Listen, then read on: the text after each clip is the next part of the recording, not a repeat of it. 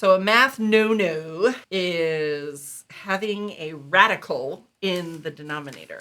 So for example, this, right? If I had square root of 5 over square root of 3. Hi, I'm Sarah. I've been a math and science teacher for 20 years, and I'm here to make math engaging and fun. Oh, click on the link, do the stuff. So square root of 5 over square root of 3. So I cannot simplify these radicals anymore, but there is a big problem. Boop, boop, boop, boop, boop. Why is it a no-no? The way that I kind of explain it is it's sort of like you want to simplify all the terms, right? You would combine all the like terms in something. You would simplify a fraction. You would not have a radical in the denominator.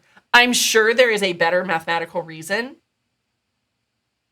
There's got to be, but it's a no-no. So, and it is kind of fun to get rid of it anyway. Okay, so what I do is, since I can't have that radical, right? So if you have, square root of x times the square root of x equals x, right? Square root of 9 times the square root of 9. Square root of 9 is 3. 3 times 3 is 9, okay? So if you multiply these, they're the same variable under the same root.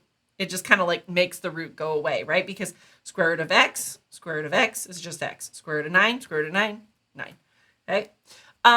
So what I would do with this is I need to get rid of that root 3. I can always multiply by a version of 1. When you get into upper levels of maths, you're going to need to remember that you can always multiply by 1.